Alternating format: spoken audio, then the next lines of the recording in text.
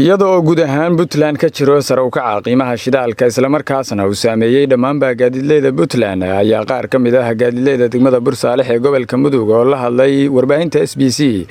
ayaa waxay markaasi qayladaan ka soo saareen kor u kaca ku yimid qiimaha shidaalka 20 litir oo shidaalka ah ayaa horay qiimihiisu ahaa $14 halka uu maanta ka marayo gudaha degmada Bursaalix $25 waa kuwan gaadiidleyda degmada Bursaalix oo ka hadlay saameynta uu ku yeeshay kor u kaca qiimaha shidaalku. بسم الله الرحمن الرحيم أنا عبد الكريم برعلي برحان وحنا كعبنا قيمها الشدال أو كرو كعي شيء كست أو هسيرة إنها يوم ضروري أها ومجتمع قطعنا أو ضير تكون عنايد قطعنا كرب وكعي ضد كواسك ضير لما تقال واجه الرسول قال تري شركة الصومالي وشغين تري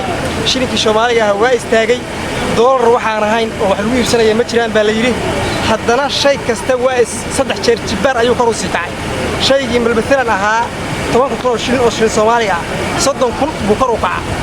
oo isbedel ah yimid saas daraadeed shidaalkii wuxuu sii marayaa meel aan dad diilahay in ma ayuusan awood u lahayn baabuurtii in la baakimo la iska xareeyo ay taagan tahay waxaan codsanaynaa dawladdu arrintaas inay qiimayso dib ugu laabato marka ka bacdina ay jawaab degdeg naga saartaas wassalaamu calaykum waraxmatullaahi wabarakaatuh bismillaahir rahmaanir rahiim أنا فرحان محمود جديد وعن أبشكنا هاي أو تضرورية أو هرية شدالك يسريد دولة بتولا وعن قعد سنينا بلاي بقرقار لو عن قعد سنينا عشرة أو شدالك هرية إن لك تشبيه شدالك آد وقعسياي أذكر وضد ما أنت كبحي كرسير برر أبارتاني درعدان شوكت معهن وعن قعد سنينا دولة يا ganacsatada shidaalka qiimihiisa kor u qaaday oo shidaalku u rasaysan yahay shidaalka meeshiina ku soo ceshaan